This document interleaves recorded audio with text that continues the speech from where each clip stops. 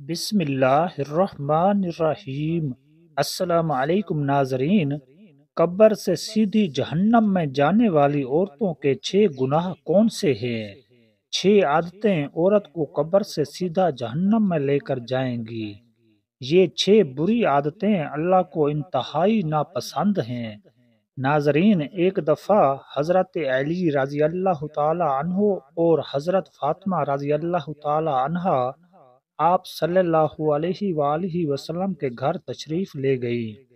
حضرت علی رضی اللہ تعالی عنہ فرماتے ہیں کہ جب ہم حضور نبی کریم صلی اللہ علیہ وآلہ وسلم کی خدمت اقدس میں حاضر ہوئے تو دیکھا کہ نبی کریم صلی اللہ علیہ وآلہ وسلم رو رہے ہیں اور آپ صلی اللہ علیہ وآلہ وسلم پر گرا طاری ہے۔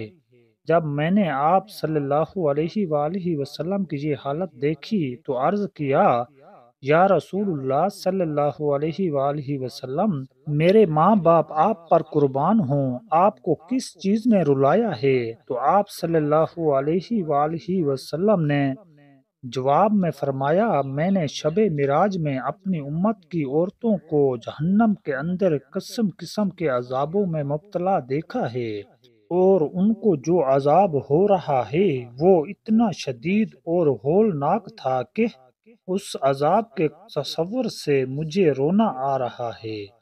پھر حضور اقدس صلی اللہ علیہ وآلہ وسلم نے اس کی وضاحت فرمائی کہ میں نے جہنم کے اندر عورتوں کو کس کس طرح کے عذاب میں مبتلا دیکھا۔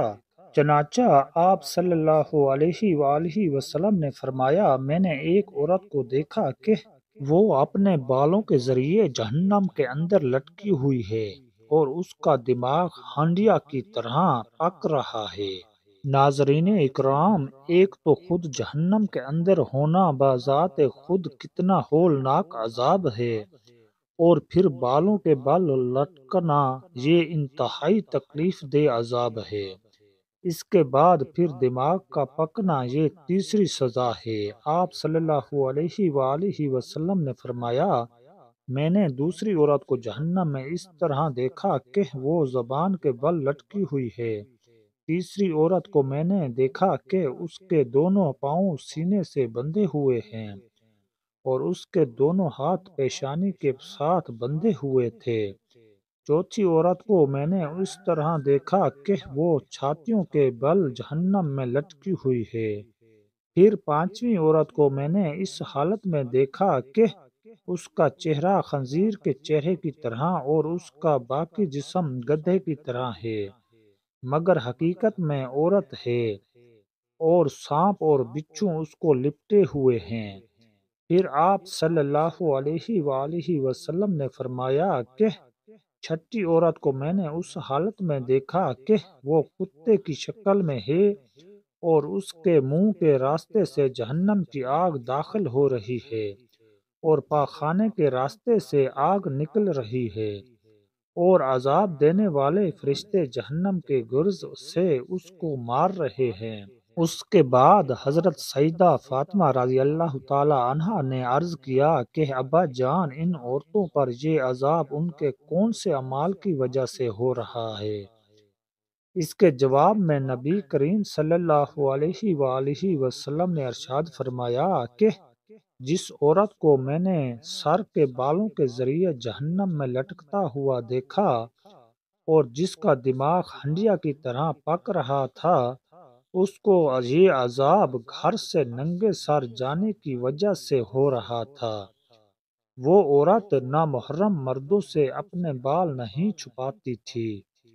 دوسری عورت جس کو حضور اقدس صلی اللہ علیہ وآلہ وسلم نے دیکھا کہ وہ زبان کے بل جہنم میں لٹکی ہوئی ہے، اس کے بارے میں آپ صلی اللہ علیہ وآلہ وسلم نے فرمایا کہ یہ وہ عورت ہے جو اپنی زبان درازی سے اپنے شوہر کو تکلیف پہنچایا کرتی تھی۔ بعض عورتوں میں بلا شبہ یہ بری خصلت پائی جاتی ہے کہ وہ بہت ہی منہ پھٹ، زبان دراز، بدگو اور بہت زیادہ زبان چلا کر اپنے شوہر کو تکلیف پہنچانے کی عادی ہوتی ہیں، اور یہ بات مرد کے لیے بھی جائز نہیں کہ وہ اپنی زبان سے اپنی بیوی کو ناحق تکلیف پہنچائے یا اس کو ستائے اور پریشان کرے۔ مرد کے لیے یہ بات باعث عذاب اور باعث وبال ہے، لیکن اس حدیث میں یہ صفت خاص عورتوں کے متعلق بیان کی جا رہی ہے کہ بات بات پر شوہر سے لڑنا اور بدتمیزی کرنا اور ایسی باتیں کرنا کہ جس سے شوہر کا دل دکھے۔ ایسی خواتین کے بارے میں یہ عذاب بتایا گیا ہے کہ انہیں جہنم میں زبان سے لٹکایا جائے گا۔ تیسری عورت جس کو حضور پاک صلی اللہ علیہ وآلہ وسلم نے دیکھا کہ وہ اپنی چھاتیوں کے بل لٹکی ہوئی ہے، اس کے بارے میں آپ صلی اللہ علیہ وآلہ وسلم نے فرمایا کہ یہ وہ عورت ہے جو شادی شدہ ہونے کے باوجود دوسرے مردوں سے ناجائز تعلقات رکھتی تھی۔ شریف اور باحیا عورتیں تو اس کا تصور بھی نہیں کر سکتی، اسی طرح شریف اور باحیا مرد بھی اس بات کا تصور نہیں کر سکتے۔ چوتھی عورت جس کو حضور اقدس صلی اللہ علیہ وآلہ وسلم نے اس حالت میں دیکھا کہ اس کے دونوں پاؤں سینے سے بندھے ہوئے تھے، اس کے بارے میں نبی کریم صلی اللہ علیہ وآلہ وسلم نے فرمایا کہ یہ وہ عورت ہے جو دنیا میں جنابت اور حیض سے پاک اور صاف رہنے کا اہتمام نہیں کرتی تھی اور نماز کے ساتھ بڑی لاپرواہی کرتی تھی بلکہ مذاق کا معاملہ کرتی تھی۔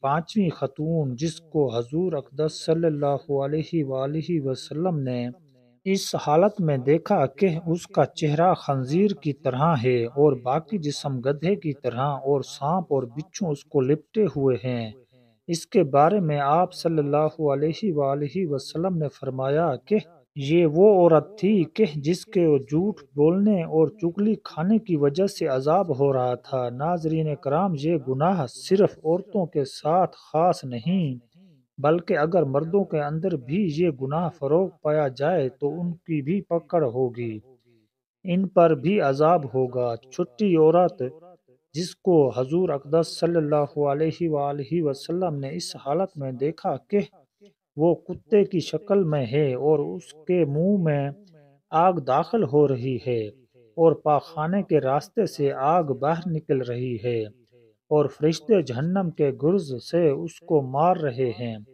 اس کے بارے میں آپ صلی اللہ علیہ وآلہ وسلم نے فرمایا اس عورت کو یہ عذاب دو گناہوں کی وجہ سے ہو رہا ہے، ایک حسد کی وجہ سے، دوسرا احسان جتلانے کی وجہ سے۔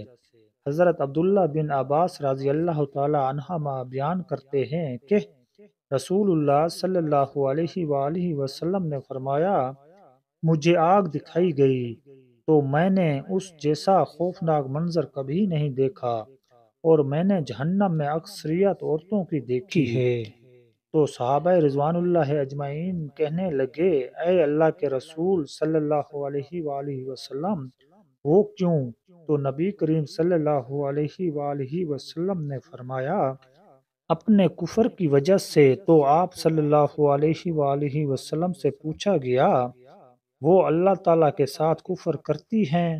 تو نبی کریم صلی اللہ علیہ وآلہ وسلم نے فرمایا کہ وہ خاوند کی ناشکری کرتی ہیں۔